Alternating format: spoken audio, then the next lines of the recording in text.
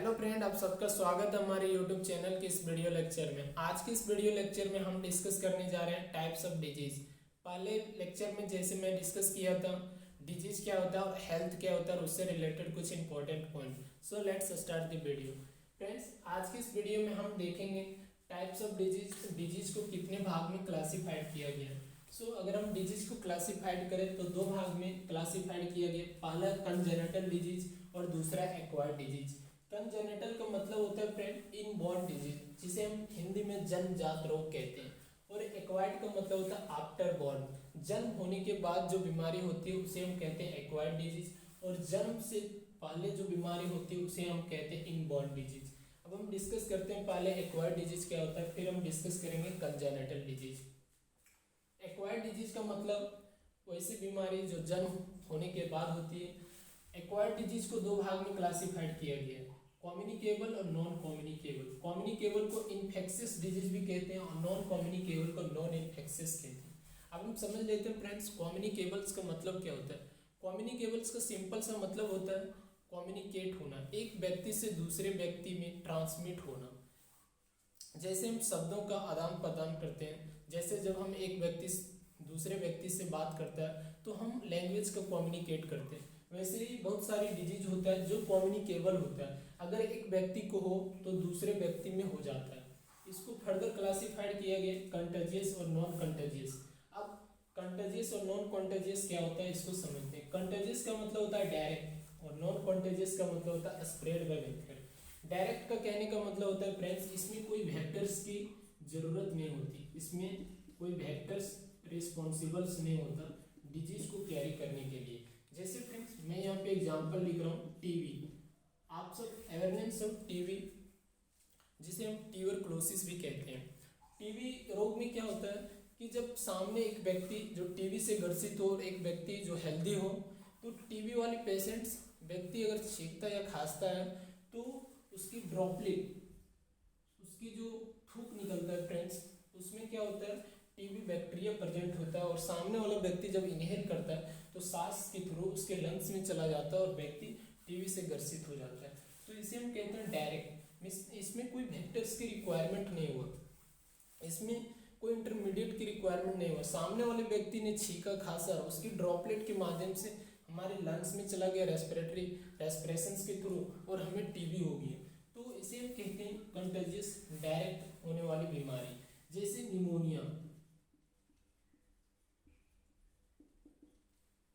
ये भी लंग्स को इफेक्ट करता है सेम टीबी की तरह, या भी निमोनिया भी हमें डायरेक्ट कंटेजियस का एग्जांपल है। हम फर्दर डिस्कस करेंगे फ्रेंड डिटेल में जब हम पढ़ेंगे एक एक बीमारी को। अब हम समझते हैं नॉन कंटेजियस जो स्प्रेड होता है वेक्टर। वेक्टर का मतलब क्या होता है इसको समझते हैं फ्रेंड्स।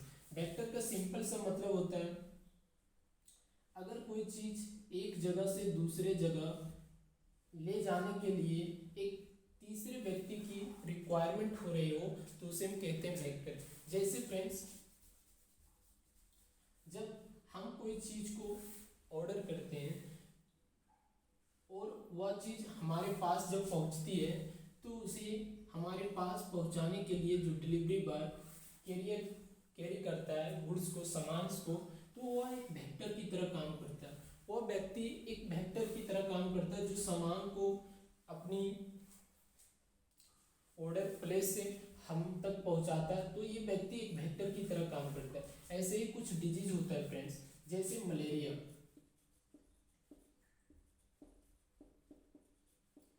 मलेरिया में जो पैरासाइट्स होता है वह हमारी बॉडी में इंजेक्ट कर देता है, जैसे जो प्लाज्मोडियम होता है। जैसे फ्रेंड्स मलेरिया में मालूम है आपको कि फीमेल एनोफिलिस मस्काइटो जो होता है एज ए वेक्टर काम करता है, क्योंकि वह प्लाज्मोडियम्स को हमारी बॉडी में इंजेक्ट करता है। तो जो female anopheles mosquito as a vector means वह बीमारी को एक जगह से दूसरे जगह ले जाने का काम सिर्फ करता है, उसी को हम कहते हैं वेक्टर। अब हम समझते हैं फ्रेंड्स नॉन कम्युनिकेबल और नॉन इन्फेक्शियस। नॉन कम्युनिकेबल और नॉन इन्फेक्शियस वैसी बीमारी को कहते हैं अगर किसी व्यक्ति को हो तो वह बीमारी उसी व्यक्ति तक सीमित रहता है, वह बीमारी किसी और व्यक्ति तक नहीं पहुंचता। इसका एग्जाम्पल समझते हैं फ्रेंड्स। जैसे इसको फर्दर क्लासिफाइड किया गया deficiency, addictions, allergy, mental conditions और कैंसर्स। जैसे फ्रेंड डेफिशिएंसी, जैसे जब विटामिन ए की डेफिशिएंसी हो जाती है तो व्यक्ति को नाइट ब्लाइंडनेस हो जाता है।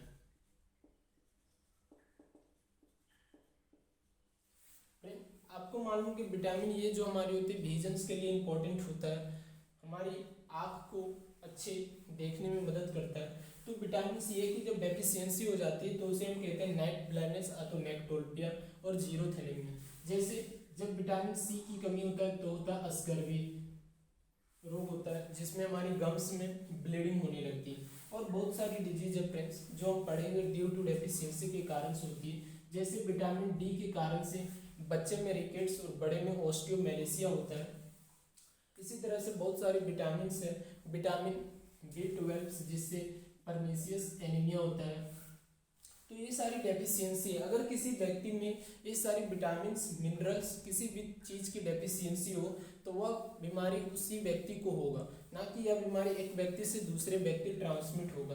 तो वैसे डिजीज को हम कहते हैं नॉन कम्युनिकेबल्स, मीन्स यह कम्युनिकेट नहीं होगा। सेकेंड है फ्रेंड्स एडिक्शंस। आपको मालूम है फ्रेंड्स व्यक्ति को बहुत सारी चीज़ों से एडिक्शंस हो सकती है, जैसे अल्कोहल एडिक्शंस।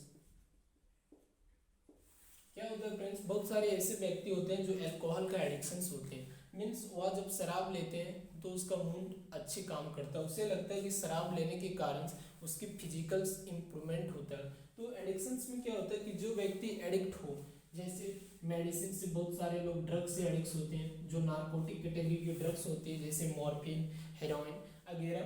तो उससे क्या होता है कि व्यक्ति जो एडिक्शंस होती है तो वह इफेक्ट से उसी व्यक्ति में देखने को मिलता है। तो वैसे रोग को कहते हैं नॉन कम्युनिकेबल।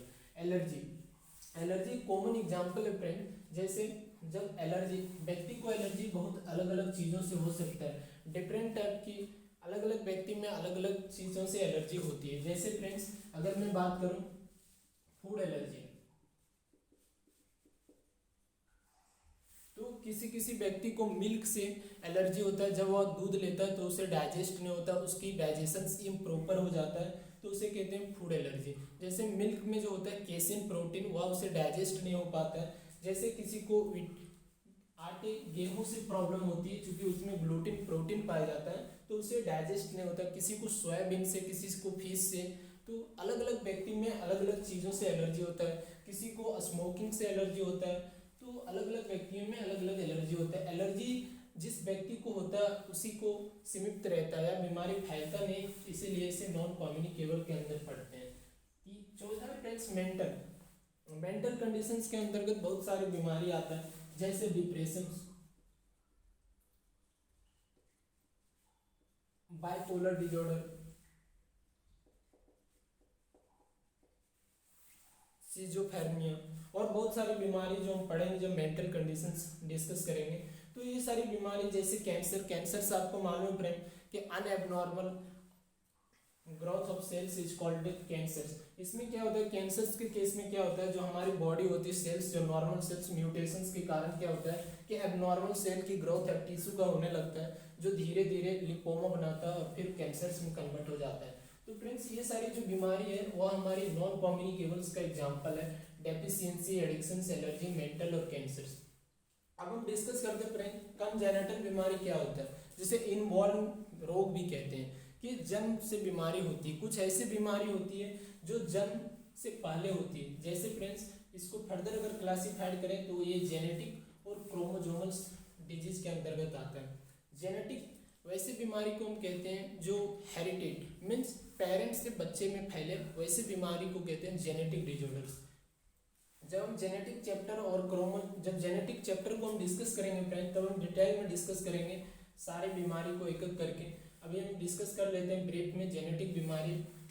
जैसे हीमोफीलिया, हीमोफीलिया जो होता है क्लोटिंग फैक्टर जो हमारा होता है 8, उसकी डेफिशिएंसी के कारण से होता है। क्योंकि इससे जो 8 हमारे क्लोटिंग फैक्टर होता है वह ब्लड को क्लोट करने में मदद करता है। हीमोफीलिया पेशेंट्स में क्या होता है कि ब्लड क्लोट ही नहीं होता, अगर ब्लीडिंग होना स्टार्ट होता है तो धीरे धीरे बहुत सारी ब्लड की लॉस होना शुरू हो जाता है। अगला हमारा जेनेटिक डिसऑर्डर्स में आता है सिस्टिक फाइब्रोसिस। सिस्टिक फाइब्रोसिस होता क्या है इसको समझते हैं थोड़ा ब्रीफ में। सिस्टिक फाइब्रोसिस हम कहते हैं कि जो हमारा डाइजेस्टिव सिस्टम और लंग्स जो होता है उसकी डिजेनरेटिव होना शुरू हो जाता है, मीन्स वह हमारी बहुत ज़्यादा इफेक्ट पड़ जाता है, खराब होना, डैमेज होना शुरू हो जाता है, तो सिस्टिक फाइब्रोसिस के अंतर्गत आता है।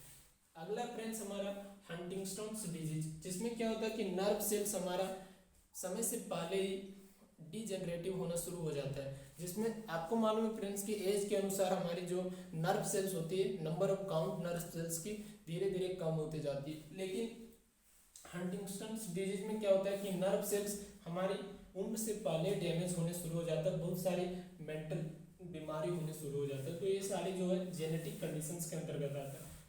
फिर फ्रेंड्स क्रोमोजोमल, क्रोमोजोम्स का मतलब होता है क्रोमोजोम्स, जैसे कि हमारी बॉडी का क्रोमोजोम्स नंबर जो होता है वो 46 नंबर होता है, 23 पेयर्स में होता है क्रोमोजोम्स, जिसमें 22 पेयर्स जो क्रोमोजोम्स होता है वो हमारी ऑटोजोम्स होता है, जो हमारी बॉडी के डेवलपमेंट के लिए रिस्पॉन्सिबल होता है, और जो हमारी ऑन पेयर क्रोमोजोम्स होता है जिसे हम सेक्स क्रोमोजोम्स भी कहते हैं, तो यह एक मेल और फीमेल्स में अलग अलग होती है। मेल में XY सेक्स क्रोमोजोम्स होता है, फीमेल में XX क्रोमोजोम्स होता है। जब XY मिलता है तो मेल बेबी का बॉर्न होता है, और जब XX मिलता है तो फीमेल बेबी का बॉर्न होता है। तो फ्रेंड्स ये सारी चीज़ हम डिस्कस करेंगे रिप्रोडक्टिव चैप्टर में। तो इसका एग्जांपल है डाउन सिंड्रोम। डाउन सिंड्रोम में क्या होता है, जो क्रोमोजोम्स नंबर हमारा 21 होता है उसमें डिफेक्ट हो जाता है।